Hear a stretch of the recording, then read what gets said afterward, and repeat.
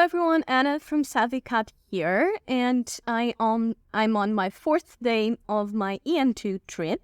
For those of you who don't know, Savicat Realty is a relocation and investment agency that supports expats in moving to Portugal, and we help with all the process of moving, since getting the visa, getting all the paperwork, choosing your location and finding your right location. And for us, the lifestyle part is very important, and matching you with the right locations for your own personal lifestyle needs that are very different from individual.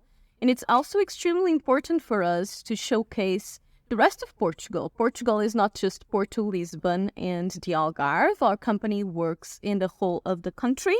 And so I am doing this EN2 trip in order to showcase a bit of our country, a bit of the lifestyle you can have here, the costs, and so on. So as I say, I'm right now on my fourth day of this trip. It started on Monday, the 20th of May, and I will be finishing it on June 5th in Faro. The EN2 road is a road that is the third longest road in the world. It goes from Chaves to Faro, and it has 730-something kilometers. I have the passport for it right here. So it has 739.26 kilometers, and it goes all the way from the top to bottom of Portugal, as you can see right there. So right now I am in Vila Real, which is the number 3, which is right there. And I will be doing it all the way here. So if you didn't pick up from the start, you can still pick it up right now. I am doing live updates, well, not live, but daily updates on the Instagram stories. And we have it on the highlights too, if you want to get it from the beginning. And then I will be posting these longer YouTube videos in order for you to get more in-depth reviews of what's going on. I will also be posting videos about the cities of the main cities of this road. I already filmed Chaves and Vila Real. Next one I will be doing a long video is Viseu. So I will be doing a few of those over the next few weeks. And one of the very important things about this trip is to showcase the cost of living and the lives in the cities that are not as known in Portugal, because the N2 goes in the interior, so in the middle of Portugal. And a lot of the cities are not very well known and can be amazing places to live in, really. So this is one of the big parts, and it also to showcase the cost of living. So I made a challenge to myself in this trip, which was to try and stay as much as possible up until 100 euros per night for the stays, and still go for cities that for hotels that are nice quality, like 4-star range, like this one I'm in right now in Vila Real. This is not paid reviews at all, so I will be staying and paying normal rates, bookings. These people have absolutely no idea that I'll be reviewing the places I'm staying. Same thing goes for the restaurants. I will be eating, and I am eating in all kinds of places. I go to Tascas, I go to medium-range restaurants. I've been even to the 5-star hotel restaurant, and I will be telling you how much it costed and how good the food was. Once again, none of this is paid reviews. These people have no idea I'm reviewing these things, and it's just plain honesty. I will also be trying the typical dishes and the specialities from the locations. Some of them I never tried, some of them I did. So this is very much a cultural trip. Of course, then there is the amazing landscapes, museums, and I will be doing all the touristic things too. And then on the videos, I will be showcasing more of the daily life, like how many amenities this has. You know, you already saw, or if you didn't, you can go and check some of my location videos where I showcase these locations. And you can check them out in our channel here on YouTube. So this is my EN2 trip. As I said, it's going to take about 16 days, and this is my 4th day already. And we can share a bit of the places that I've already been and to give you a sneak peek of what I'm doing. So in Chaves, I stayed at the Fort Hotel. It is a historical hotel, a recovery of a fortress that was there beforehand.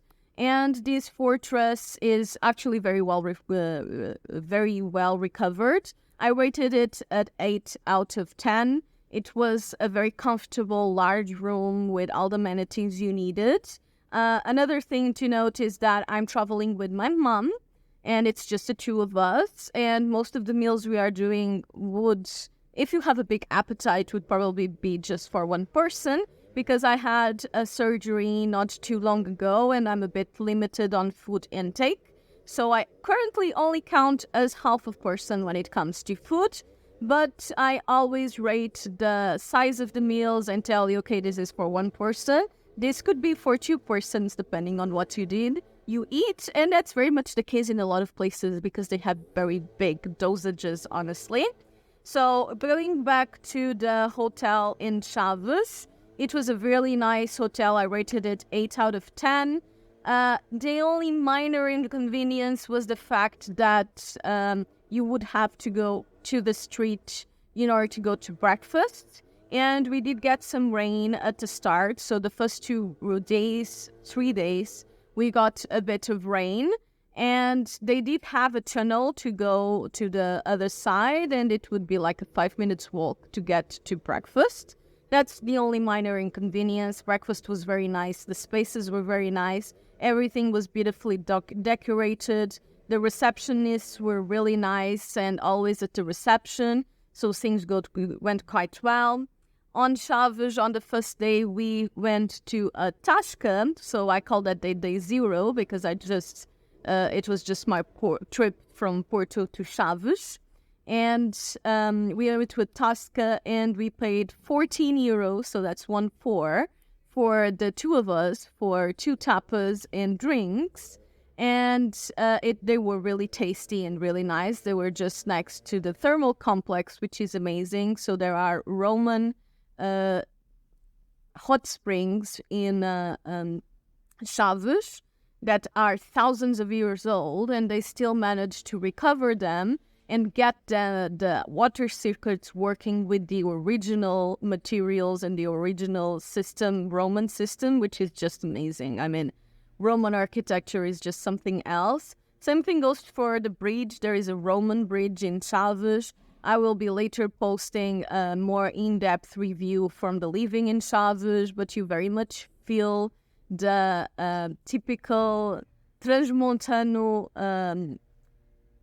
mindset, and people are super helpful. I mean, we got out on the wrong exit of the fort and we're kind of lost to try and find the tourism post. And a random citizen on the street literally walked us there, and then he found us again on the next day and is like, oh, did you find the tourism? Did everything go well? And it was really, people are really, really nice and just go out of the way to help you in these kinds of cities. So it's a really nice city to live in if you are looking for a quieter experience in a more slow-paced living kind of place. And a lot of these cities will go for that kind of lifestyle. And many of them are extremely scenic, as you will be seeing. So you will be seeing here some pictures of Chaves. And it's a very beautiful city. It is actually quite lively because the bars at like 5 p.m., even during the week, because we were there Monday and Tuesday, there were still people and life in the city, although some of the stores were closed. But yes, and then we started the N2 road on the 0 kilometer, which is full of stickers. I mean, it's unreal. They even have stickers on the traffic signs because they couldn't fit it anymore on the 0 mark. And we took pictures there, of course, and when we started the road, it was raining. So why do I have some videos? It is raining.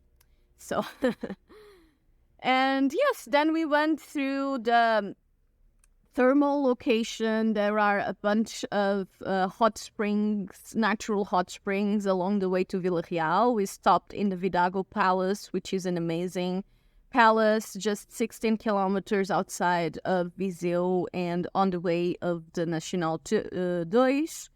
And then we stopped on Pedras Salgadas. That is, once again, a natural hot spring. In this case, there is actually 5 springs on the park.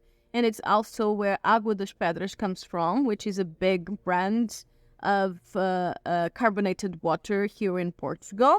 Then we stopped in Vila Pouca de Guiar just to get the stamp, because it's really cool, you see. You get to stamp things along the way. So this is the Chaves. Then this is Vila Pouca de Guiar, so the Pedras Salgadas, and then we got on the kilometer 37. So the road goes really through the middle of the town, and we just got there on a kiosk, the stamp. And then now we are currently on Vila Real, and we went to 2 museums, to the really, really pretty Casa de Mateus, which actually has nothing to do with the Vinho José Mateus. It's a whole completely different thing. It's just a really, really beautiful and well-kept palace home. And they do have wines, but it's a completely different brand. And we got the first stamp on the firefighter's place. And that's also where we got recommended for our first tasca, where we had dinner, which was, once again, was amazing and really cheap. We got a huge steak with like plates of side dishes for 11.5 euro and 90 euros. I mean, it's amazing. And then I forgot to get one in the hotel. I have to ask if they have a stamp in the hotel to complete my stamp collection from Vila Real. So yeah, this is a really cool trip to do. Some people do it in like 3 days, but I think that's very much a rush where you just have to run around. And it's a lot more enjoyable if you do it at a bit more slow pace in order to visit and see the things like I am doing. And you can do it a bit with me in that sense. So I hope that I will be seeing you around on Instagram for the live updates, and you will still get the weekly videos here, and a lot of them will be related to the undo in the next few weeks. So I'll see you around. Bye.